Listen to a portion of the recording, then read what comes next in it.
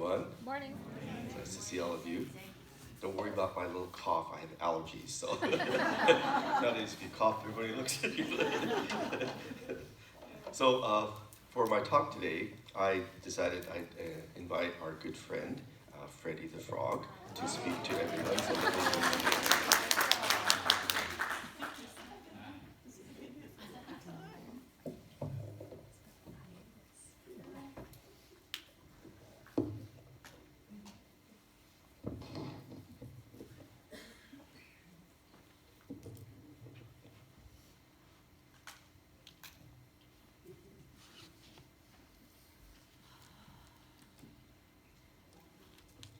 If you're here for the first time, you might be wondering what's going on.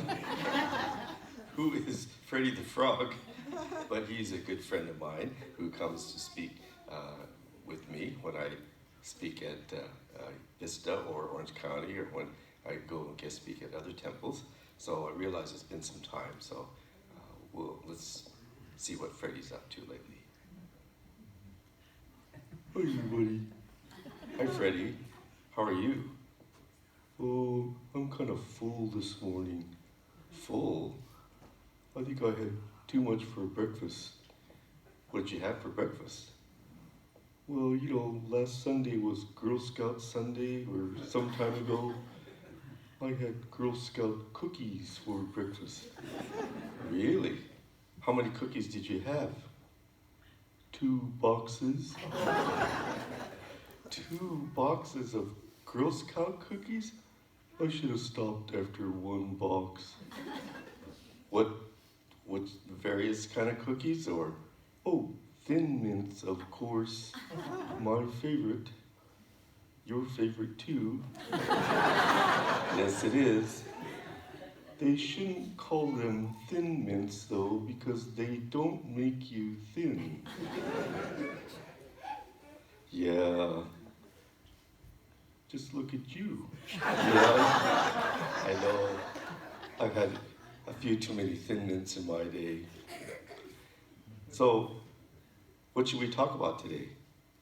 Well, I've been coming to the temple for years and years and years, but I still have a hard time with that one long word. A long word. Starts with an N. Nirvana? No, not nirvana. N. Not NamoAmidaButsu. Yeah. That one. No. NamoAmidaButsu. Well, that's pretty good, Freddie, but you don't have to put the emphasis on the mu. You don't have to say NamoAmidaButsu. It's just NamoAmidaButsu. Oh, let me try it again. NamoAmidaButsu. No, you're still putting the emphasis on the mu. Yeah, it's just NamoAmidaButsu. Oh, so hard. NamoAmidaButsu. Now you're saying NamoAmidaButsu. You don't have to say NamoAmidaButsu. Just NamoAmidaButsu. Oh, try it again. NamoAmidaButsu. Now you're saying NamoAmidaButsu. It's just NamoAmidaButsu. No emphasis on the da. No emphasis on the da. Just NamoAmidaButsu. Okay, try it again. NamoAmidaButsu. Oh, now you got the emphasis on the bu. You don't have to say NamoAmidaButsu. It's just NamoAmidaButsu. Oh, get it. NamoAmidaButsu. I did it. You did it, Freddie. Very nice. Very nice. Very smooth. Good pronunciation. So now that I can say it, what does it mean? What am I saying? That is a good question. Does it mean like ribbit? We frogs say ribbit, ribbit, ribbit, ribbit. I don't think it means the same as ribbit. So what does it mean? Well, actually, you are the only one who can answer that question. Does that mean you don't know the answer? No, it doesn't mean I don't know the answer, that I'm trying to weasel out of it, but ultimately, you have to find in your life what NamoAmidaButsu means to you. That's where you find the real meaning in it. I can give an explanation, but you have to find what it means in your life. Oh, that might take a long time. Yes, it might take a long time. It might take years. It might even take decades. But in Shin Buddhism, we listen, we learn, and we continue to question and deepen our understanding of what does NamoAmidaButsu mean. Ooh. Can you give me a little answer now? Yes, I can give you a little answer now to get you started. But just remember, that's one answer, and maybe that's my answer, but you have to find your answer. Okay, so what does it mean? Well, think of it this way. Namu means to bow. To bow? Yes, to bow your head. Namu means I bow. I bow to Amida Buddha. Amida Buddha, the one in the middle? Yes, the one in the middle. But Amida Buddha, we have to be careful here. Amida Buddha is not like a god or a deity. Amida Buddha is the truth of enlightenment, wisdom and compassion. So, NamoAmidaButsu means I bow my head to this great truth of wisdom and compassion, the truth of enlightenment. And I open my heart and mind to it, to receive it. Oh, I kind of understand that. Yes. So I can bow. Maybe I don't understand exactly what I'm bowing to, but later I might learn. That's right. We bow, we come to the temple, we bow before the scroll, which is a symbol of the truth of enlightenment, wisdom and compassion, the heart of the Buddha's enlightenment. And we say, NamoAmidaButsu. I open my heart and mind to this great wisdom and great compassion. Oh, I think I can understand that. Yes, very good, Freddie. Very good. So, the important thing is you keep saying it, and listening to it, and find more and more meaning in NamoAmidaButsu. Oh, okay. Well, I'll give it a try. Very good, very good. I should say NamoAmidaButsu instead of ribbit? Well, you can still say ribbit, but I don't know if many frogs have become Buddhas by saying ribbit. But over the centuries, many people have become Buddha or awakened people by saying NamoAmidaButsu. And that's why we say NamoAmidaButsu. It's the path to Buddhahood. Oh, okay. Well, one last time.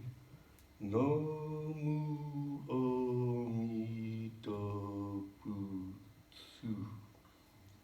Bye. I'm actually getting kind of hungry now. I want to eat some more Girl Scout cookies. Okay. Did I tell you I bought a bunch of Girl Scout cookies? Oh, no. How many did you buy? 50 boxes? 50 boxes? How much did that cost? I don't know, I just put it on your credit card. Well, I guess I'll get the bill sometime later this month. Gotta go. Bye.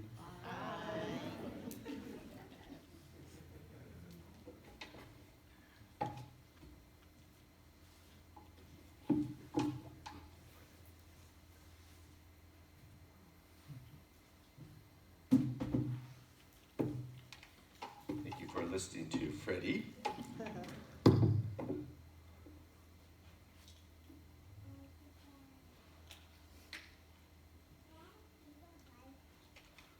So I have a few PowerPoint slides. I'd like to continue starting from, that's not the first one. Yes. So following the discussion we just had with Freddie on what does NamoAmidaButsu mean, especially those of you that come from outside of the Buddhist tradition, maybe the first time you came to a service here and these people are saying some word. What is that word they're saying in the service? And in time, you get a little bit more familiar with it. But in the beginning, I'm sure it sounded very strange or foreign to you. So we're going to talk about what does NamoAmidaButsu mean. Okay, next slide. So Namu, the first part of NamoAmidaButsu. Namu is a transliteration of an Indian word meaning to bow. In India, people greet each other this way. It's very hygienic, right? Indian culture and Japanese culture, they never shake hands, they just bow. And Indian culture, this is gasho, this is how they greet each other. Just like the way we shake hands. People greet each other like this. Put your hands together in gasho, and you bow. And I think nowadays they say something more like namaste. Namaste meaning, I bow to you, I pay my respect to you. So this namu comes from that Indian Sanskrit word. Okay, next slide. So sometimes foreign words are left as is when they come into a different culture. Like sushi. We don't translate sushi into English. We don't say rolled rice with seaweed on it or something like that. Or ramen has not been translated. So we just use the word as is. Next slide. In the same way, in Japan, hamburger is not translated into Japanese, but you have to say it the way Japanese say it. So if you go to McDonald's, you have to say hamubaga, hamubaga. And for some reason, French fries, they call French fries fried potato. Fried potato, okay? First time I went to McDonald's, I said, what is that? Fried potato. Oh, it's French fries. So some words, you can't translate it. You just have to use the word as it is, but pronounce it in the new culture. Okay? So Indian culture, namaste, goes through China, comes to Japan, and it becomes namu. Namu. Okay, next slide. So namu meaning to bow. And then the second half of the phrase, AmidaButsu. AmidaButsu, those are the Chinese characters for it. But there too, the meaning is more, is trying to translate the sound.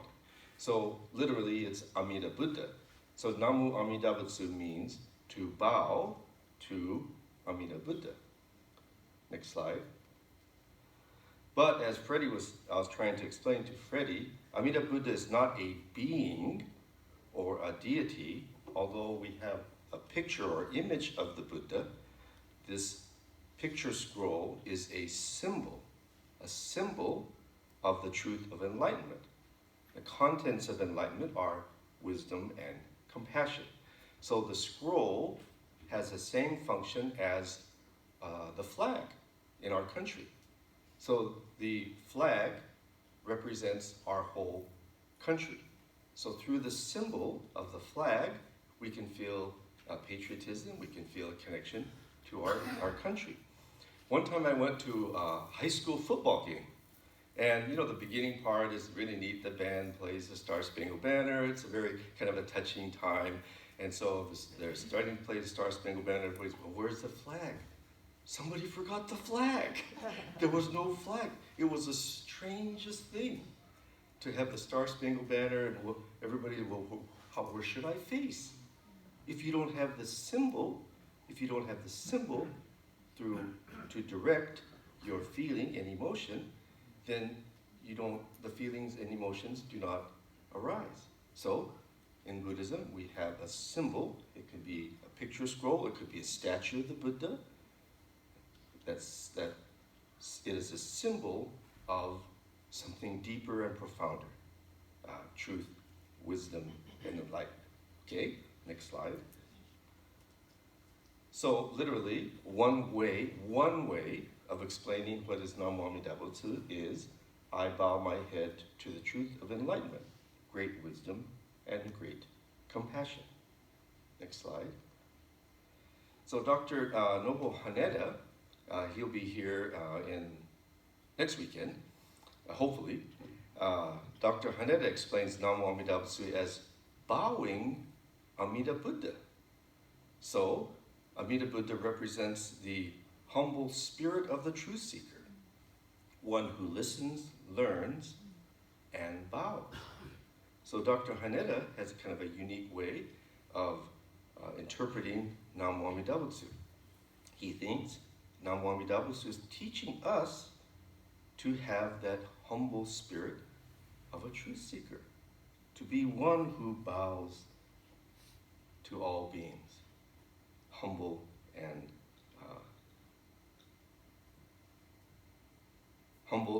in that sense selfless. Okay, let's go to the next slide. And the late Taitetsu Unno, he explains it this way: Namu represents the unenlightened me, and AmidaButsu represents or refers to immeasurable life and immeasurable light, which is another metaphor for wisdom and compassion. Wisdom and compassion. Immeasurable light is a metaphor for wisdom. Immeasurable life is a metaphor for compassion. So, Namu, me, unenlightened me, is one with immeasurable life and immeasurable light. Next slide. So, NamoAmidaButsu means the oneness of unenlightened me and immeasurable light and immeasurable life, or wisdom and compassion.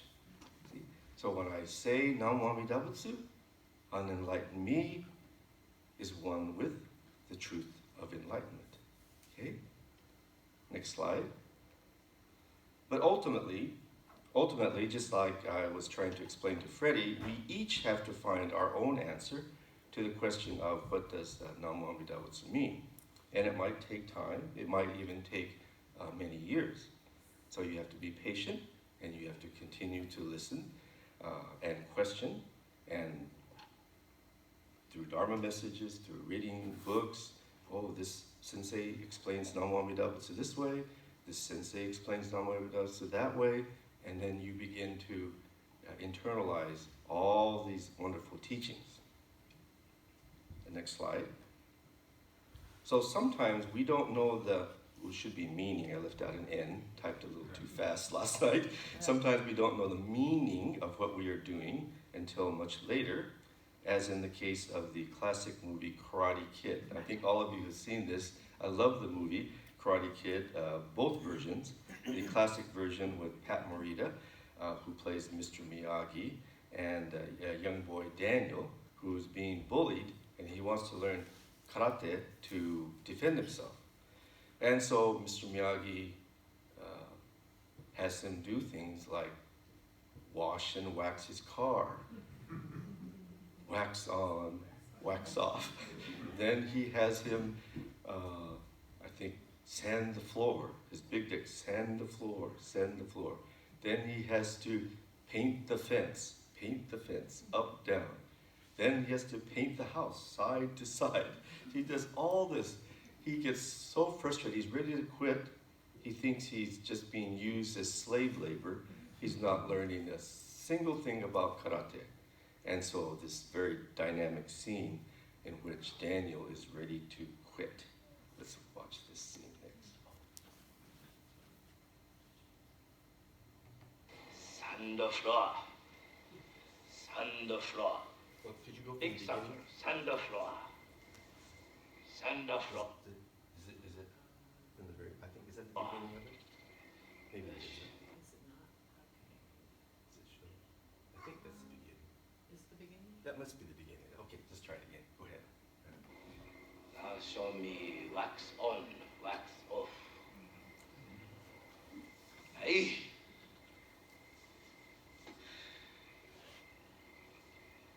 Wax on, wax off. Wax on, wax off. Hey. Wax on, wax off. Concentrate. Look at my eye. Lock a hand. Thumb inside. Wax on, hat. Wax off, hat. Wax on, hat. Wax off, hat. Wax on. Wax off. Show me pentafates. Up, down. Up, down. Up, down. Other side. Look eye. Always look eye. Show me penthouse. Side, side. Knuckle wrist. Side, side. Side, side. Yes. Show me wax on, wax off. That! That! That! That! Show me pentafence. That! That! That! That! Show me side to side. That! That! That! That! Show me sand or floor. That! That! That! That! Yes! Stop! Stop! Hey. Hey, look, I.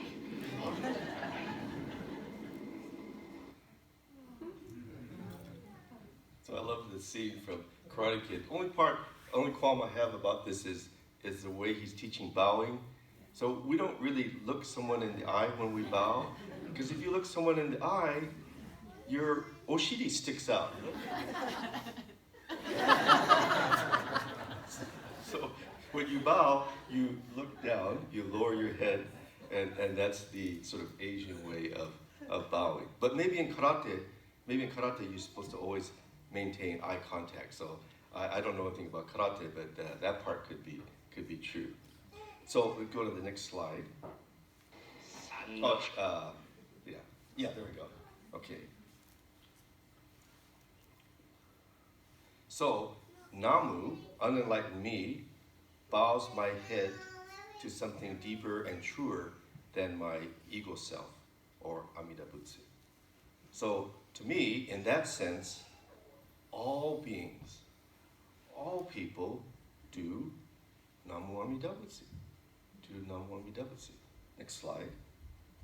So when we realize that our life is missing something, when we realize our life is unfulfilled, meaning we awaken to the unenlightened life, world of samsara, isn't there something more to my life?